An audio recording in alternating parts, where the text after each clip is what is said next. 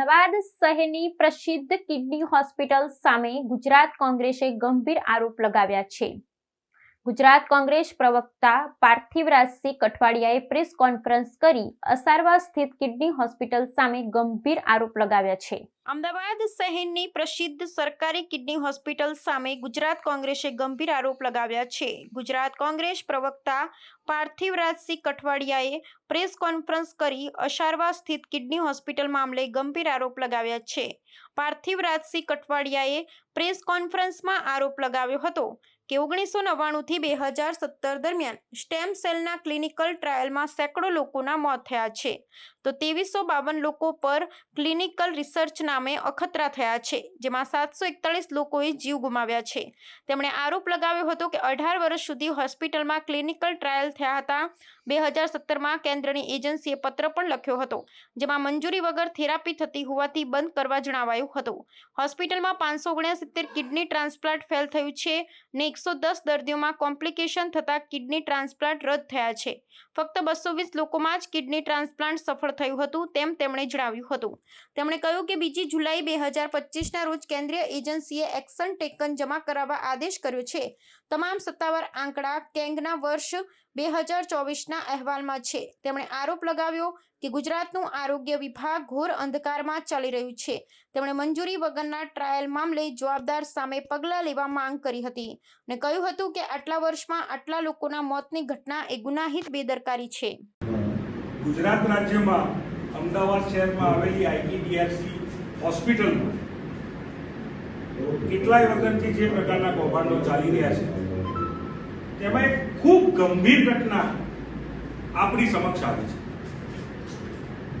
Kidney હોસ્પિટલમાં આઈકેડીઆરસીમાં stem cell થેરાપીના નામે 2352 પેશન્ટો ઉપર ક્લિનિકલ ટ્રાયલ અખતરા કરવામાં આવ્યા। અમદાવાદ શહેરમાં પ્લેન દુર્ઘટના થઈ જે લોકોએ જીવ ગુમાવ્યા તેના માટે આખો દેશ ગમગીન થયો। તેના કરતા 3 ગણું વધારે દુઃખ થાય એવી ઘટના 2352 પેશન્ટમાંથી 741 લોકોએ જીવ ગુમાવ્યા।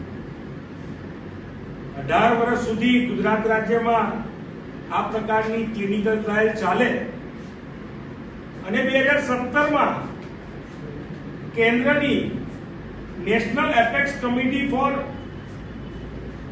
Stem cell therapy and research આ હોસ્પિટલને એવું કહે કે તમે આ થેરાપી વગર મંજૂરીએ કરો છો, વગર મંજૂરીએ આ પ્રકારની થેરાપીનો ઉપયોગ કરો છો, તમે તાત્કાલિક બંધ કરી દો। ગુજરાત રાજ્યની એક હોસ્પિટલ 2352 પેશન્ટો 2352 નાગરિકો વગર મંજૂરી આ પ્રકારના ક્લિનિકલ ટ્રાયલ કરે અને 741 લોકો પોતાના જીવ ગુમાવી દે। 569 લોકો એવા કે જેમનું કિડની ટ્રાન્સપ્લાન્ટ ફેલ થઈ ગયું અને 110 જેટલા પેશન્ટો એવા હતા કે જેમને એવા કોમ્પ્લિકેશન ઉભા થયા જેથી કરીને કિડની ટ્રાન્સપ્લાન્ટ ન કરી શકે।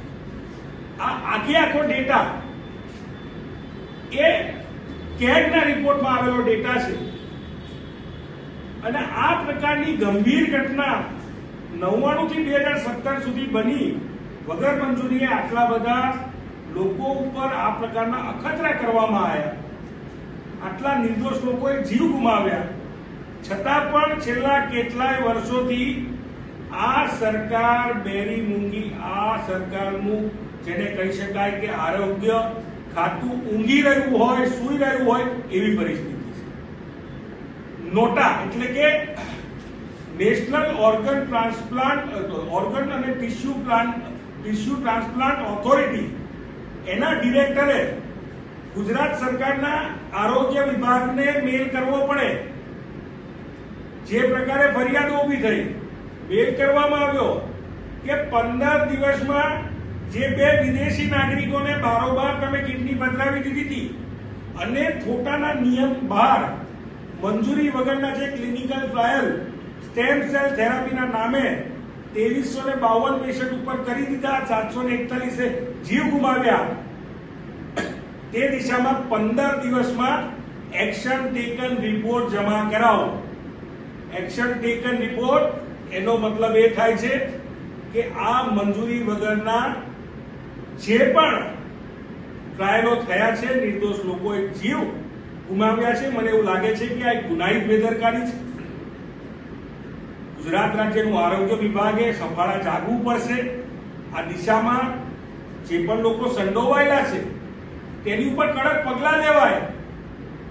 જેલ ભેગા થાય. 741 લોકોની હત્યા કહી શકાય.